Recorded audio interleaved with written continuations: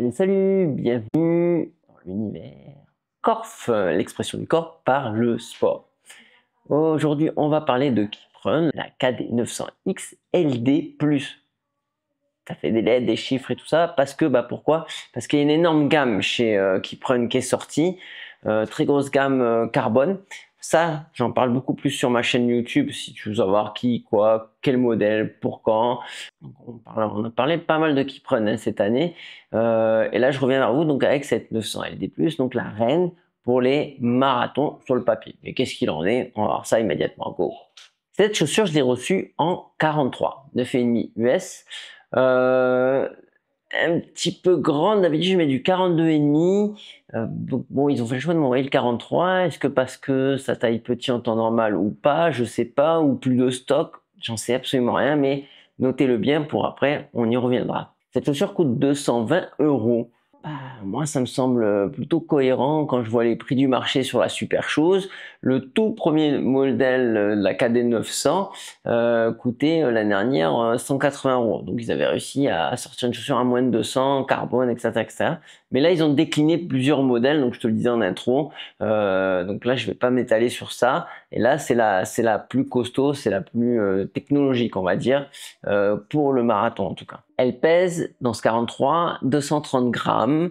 C'est un drop de 4 mm, 39 à l'arrière, 35 à l'avant. Donc foulée évidemment minimaliste, mais de toute façon quand tu prends une chaussure comme ça, il faut avoir plutôt une foulée plutôt aérienne, hein, c'est quand même mieux.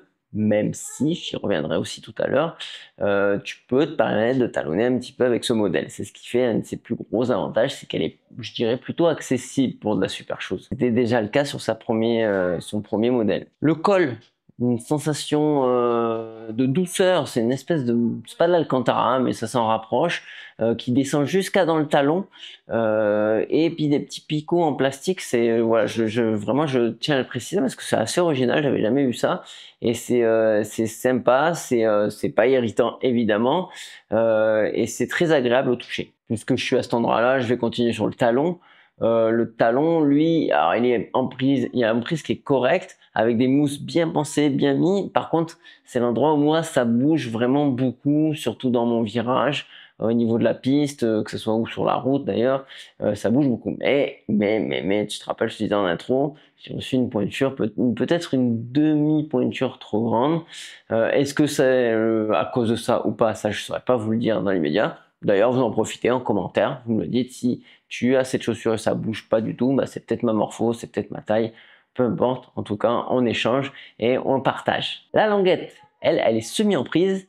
Elle est également emprise dans les passants, au niveau des lacets, il y a plusieurs passages. Elle est immense. J'ai obligé de faire un clin d'œil à la concurrence qui est Nike, qui me fait énormément penser à la languette de la Vaporfly qui est géante aussi. Mais là ici, elle me gêne absolument pas. Et en plus, ils ont rajouté un petit peu de mousse à l'endroit où tu as le serrage du coup de pied. Donc c'est bien pensé. Voilà. Est-ce qu'il y a de l'utilité ou pas? C'est une bonne question pour le côté large, grande. En tout cas, le tout c'est qu'il n'y ait pas d'irritation. Et vous le connaissez celui-là? Le pouce du gros orteil. On n'oublie pas de le mettre, hein, et d'activer les notifications, s'abonner à la chaîne si c'est pas déjà fait. Ça permet de remonter dans l'algorithme parce que YouTube en ce moment, ils sont durs avec nous, hein. Donc merci de faire ça. Pour vous, c'est complètement gratuit et nous, ça nous rend service.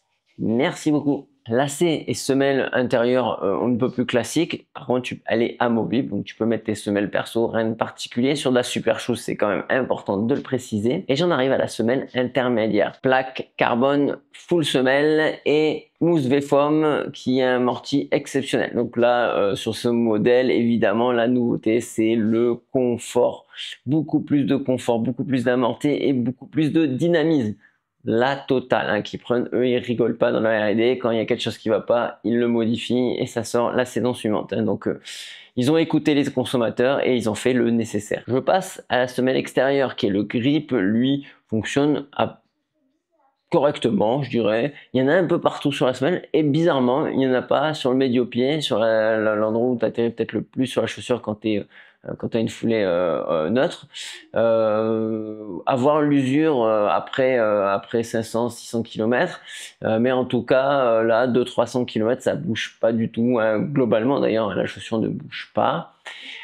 Puisque je parle de bouger, je remonte sur sa tige est très aérée, mais est plutôt solide. Alors solide dans le temps parce que je parlais de durée justement. Donc bon bah c'est un tout petit peu cassant par rapport à ce qui se fait dans le monde de la super shoes. C'est un petit peu rigide globalement. Il n'empêche qu'elle est quand même ultra dynamique. Donc ça va, ça se fait oublier et surtout c'est bien aéré par rapport à sa première version. Alors au niveau des activités, moi je la mettrais semi-marathon, marathon. Son poids fait que, bon, en vrai tu peux la mettre un peu partout, hein, même sur plus court que semi-marathon, sur 10, c'est forcément que ça va fonctionner.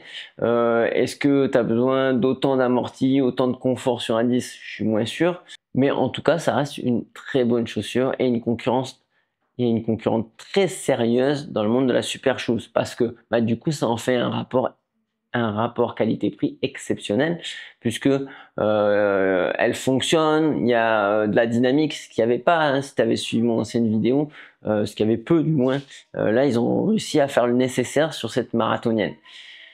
Conclusion, si tu cherches une chaussure abordable au niveau du tarif, on est bon. Tu cherches une chaussure où tu peux talonner un petit peu avec, et ouais, parce que je pense à vous les talonneurs, bah tu vas pouvoir parce que bah à l'arrière, au niveau, je voulais peut-être pas montrer, hop, à l'arrière, il y a quand même du caoutchouc là très présent, donc tu vas pouvoir sans pour autant user la chaussure en 200 km, donc il y a de la durabilité. Kipron aime bien apporter de la durabilité et c'est une bonne chose pour l'écologie.